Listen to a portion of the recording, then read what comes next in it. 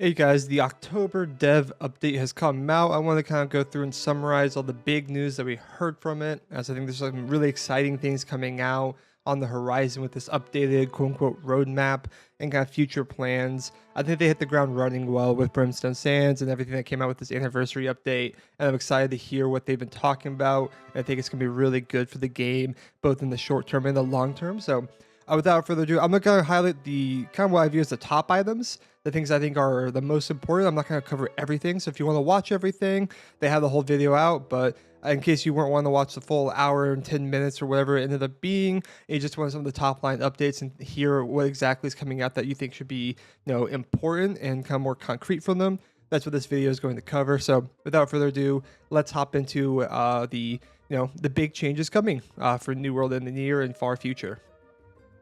So first things first, let's talk about kind of PvE coming out, what's going to be going on, their plans. Of course, there's been a lot of talk about, implementing larger raid events. They did like kind of almost like a beta testing, I want to say, with the Halloween event and kind of the Turkey event before, with these kind of large open skill or open world bosses that you go and fight.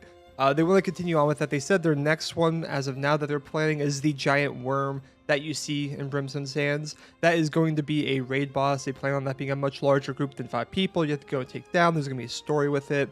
And so I think they're going to be moving towards a lot of these kind of larger raids. I hope that it continues past just individual boss raids, like the Halloween boss or like this big worm, and more into more large style raid dungeons where you have, 10 to 15 people minimum going through these dungeons, rotating them in and out and kind of fighting different bosses. I think that is going to be a good future for PvE with New World that they've talked about in the past. But today they did talk about how they are going to be implementing more raids and kind of expanding that with like the large worm boss in future instances. Beyond the large raids, they are talking about in other PvE upcoming expeditions. One thing they're going to do for mutations is they are actually going to take the quote-unquote best parts of Amrine and the best parts of Starstone, and they're going to make an expedition out of that for mutation. So it's going to be a combination of Amrine and Starstone.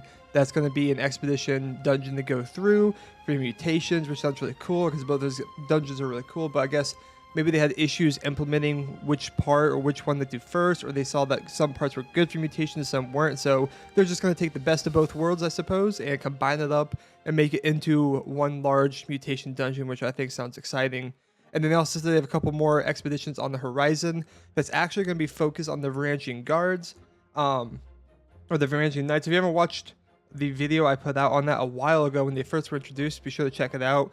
But it's another kind of enemy faction in the world, kind of based on, your Rus Vikings and your Varangian guards and that kind of style of, this kind of medieval warrior nation state styled ideology. And so they said there's going to be a couple expeditions based on that. So I suppose there's going to be storyline going through with them. That's going to involve some dungeons, which sounds really awesome. And those will be the 5-man expeditions.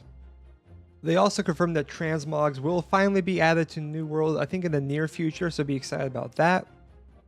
In terms of PvP, it's going to be broken down into 2 things. We're going to talk about the war changes that they're coming out with, that many of you know, but just an update on that, and then some balancing things that they've talked about.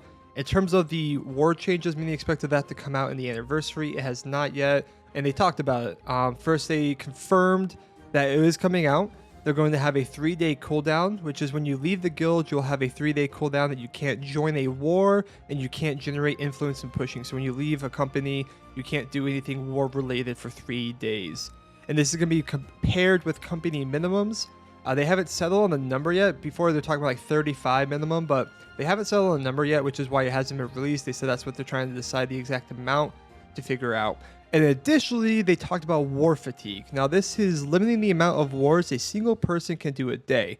And they said that this would be account-wide due to the number of alts players have. So, theoretically, let's say it's 3 wars a day, just for a flat number. That means on any number of characters you have, the 2 characters, you can only do 3 wars in a single day. Now, this is hope.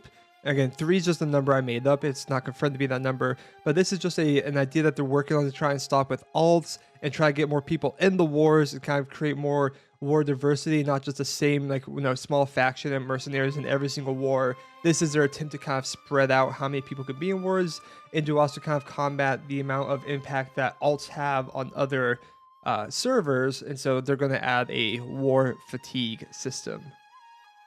Additionally, with wars, they've also talked about open world PvP, which they're going to make some adjustments to, which I think actually sounds really, really interesting. To help increase open world PvP, they're going to do a few things. One is they're looking at push timing windows, potentially making it so that only 2 territories or whatever number can generate influence at a single time window, so it drives players to specific territories to push and promote PvP. So this might be, for example, that Everfall and Windsward can only be pushed from 5 p.m. to 7 p.m. And then Weaver's Fin and Reekwater is from 7 p.m. to 9 p.m. or however it's going to exactly work out. So this will direct people to pushing a territory or defending it server-wide, and it's kind of their way of trying to stop like 2 a.m. pushes. They did say this won't be like an hour-long window, it'll be larger, but I want to make it so that defending a territory is possible, because as of now, it's just whoever has like more stamina with pushing, and eventually defenders give up, because stopping a war is pretty hard to do. The best you can do is kind of delay a war, but you can't really stop a push, because it's just a matter of time for the most part. So this is their way of trying to make it so that it's possible to stop a war, and also drive more PvP in the open world, because there will only be certain territories that you can push during the time period. And to pair with that, they want to add more control points in each territory. So a control point in the territory is like the fort right now, where you go to the fort and you fight over control, and if you have it, you have increased influence as you turn in missions with the fort.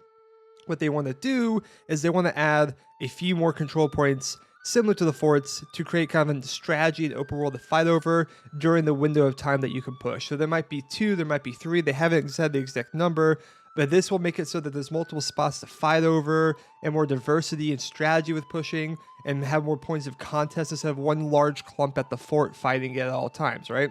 And then if you have multiple of these control points, the multiplier for when you turn in missions would also be increased depending on the number of control points you have controlled. So this could also make it that if you're pushing a territory and you have all 3, let's say, control points, that means you're going to turn in and get the war deck a lot faster than you are now. However, on the flip side, if they have the control points locked and you can't get them, then it's going to make it a lot slower to push. So just something to think about with how they're going to do this, but pairing the timing windows with control points, I think is going to really breathe some life in the open world and help kind of concentrate it territory to territory to allow some actual open world PvP, and not just 2 a.m. Zerg rush pushes for half an hour to an hour and get your war deck, but make it a bit more, engaging of a system, which I think sounds really enjoyable.